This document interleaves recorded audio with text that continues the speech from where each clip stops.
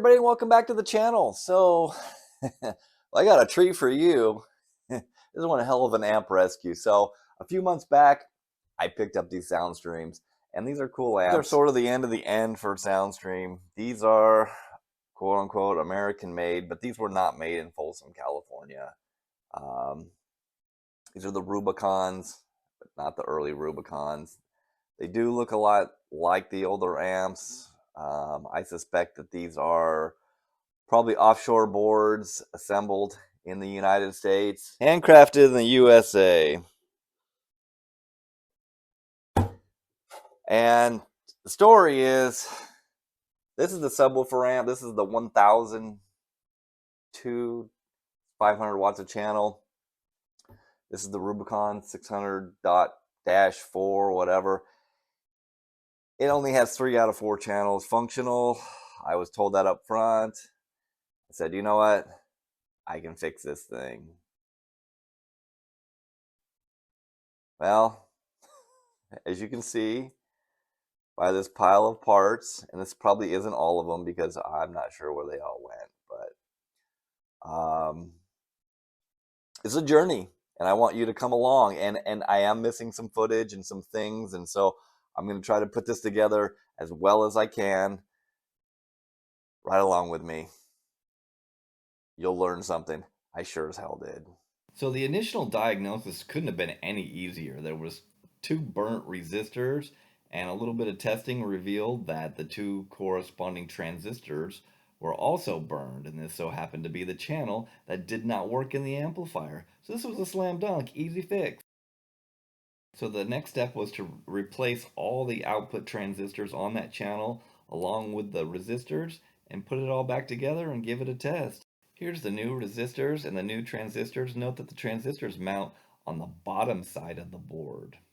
Alright, so we're going to fire this thing up. So before, when it wasn't working properly, wasn't going into protect or anything, what it was doing was it just only 3 of the 4 channels worked. There was a dead channel. So hopefully we repaired that channel.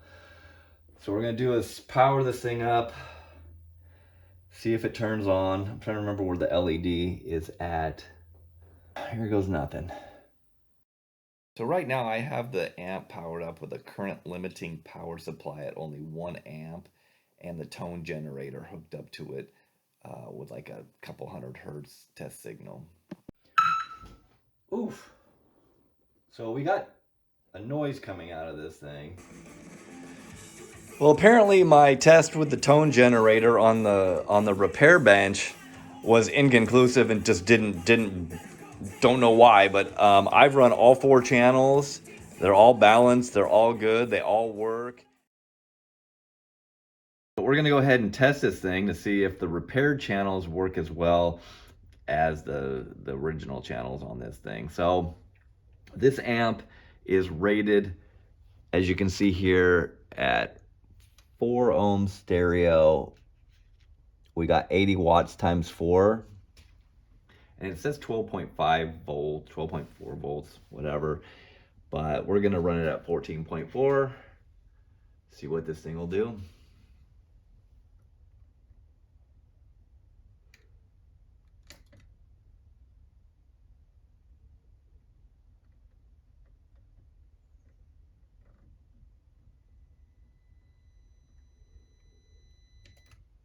Looks like we got 81 watts.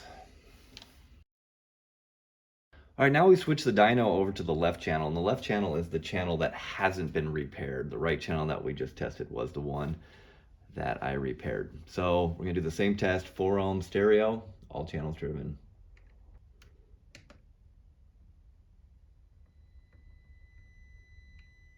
We got the same 81 watts. All right, we're gonna run the same test, but at 2 ohm stereo, all channels driven.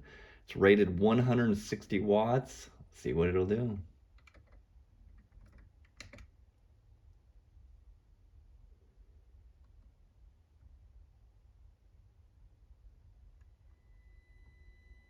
$154 watts. All right, so we've got this thing wired up to 4 ohms bridged mono. Okay, and as you can see, there's a green light that comes on, and this designates that it is now in high current mode. And it basically adjusts the rail voltage so it can handle the low ohm loads, which I'm surprised that it does that in 4 ohms mono. I thought maybe it would do it in 2 ohms mono, but it kind of automatically just does it. So anyways, let's see what she'll do. 4 ohms mono. It's rated at 300 watts. Let's see what she'll do.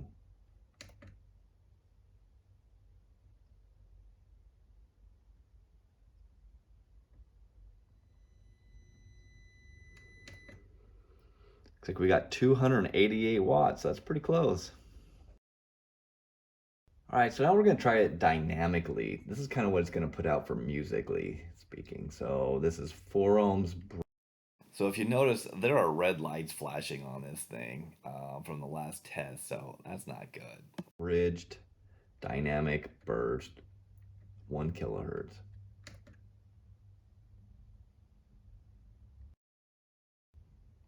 So at this point, I realized something was not good.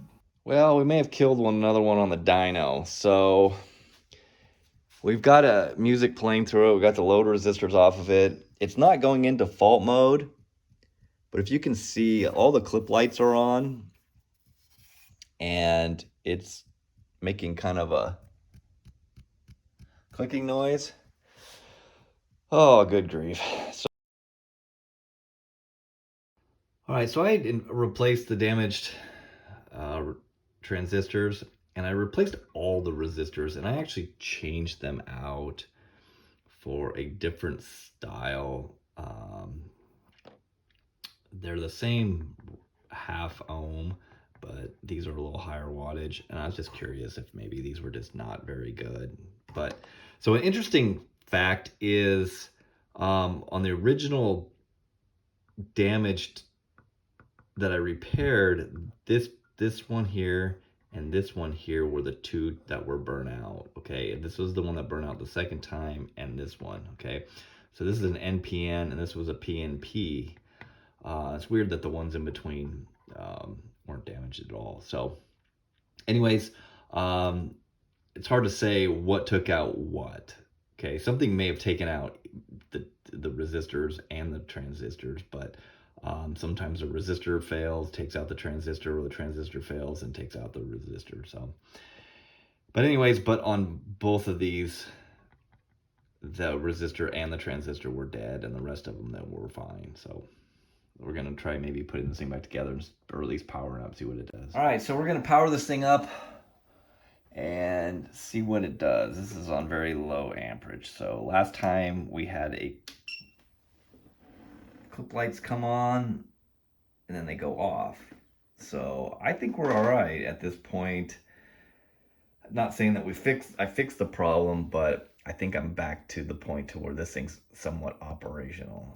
So this was gonna be all's well that ends well, because I fixed this thing and then I blew it up on the dyno and I fixed it again, and I had this thing up and running and things were good. Things were really good. So I decided that, let's play around with this thing a little bit. And so I had the repaired channels running, the 3-way setup over here. I had these subwoofers down here running on this channel, bridged to 2 ohms. No big deal. Sam can do it. Not a problem. Even says in the manual. So then I decided, well, let's switch these things around and we'll put the subs on the repaired channel. And I decided to put something with some lively bass in it. Put a little Too Short on there. And I was like, wow, this thing's hitting pretty good. Until it didn't. And I literally had to hit the switch. It made snap, crackle, pop. These red lights came on, and it was pretty ugly. So I just did that. I haven't looked inside to see what the carnage is. So let's crack this thing up and let's end this video with this thing destroyed. Because it never, when I blew it up on the dyno, it didn't seem to necessarily do that. So this one's probably a little bit more violent. So let's check it out. All right, so originally I thought there was a chance that maybe I blew this thing up because when you run this thing bridged, when I was on the dyno, I didn't switch it to mono, okay? And it also says when you run it in mono, use right input only. So I thought maybe that was it.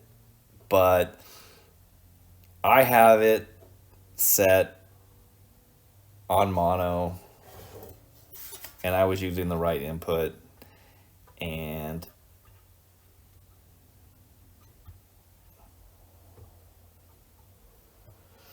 this thing, I can smell it.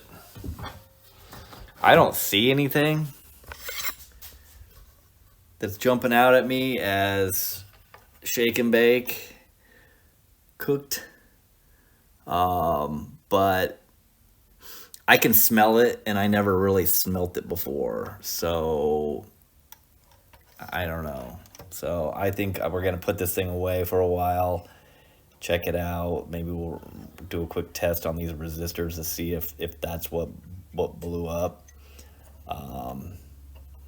But yeah, it snap crackle popped. So all right, well, this is no joke. I was able to go through and fix this thing, and I still don't know absolutely what the problem is. I think there may be a problem with the switching from the high current to high voltage to high current. So if any of you have an idea why this thing will run in stereo fine, but it burns up in bridge mode, let me know if you have any ideas what's going on. I don't know, but somehow the repaired channels do not like to be run at low ohm loads. Low ohm meaning 2 ohms bridged or whatever, and that's when this thing would switch into high current mode. So 4 ohms stereo, 4 ohms bridged.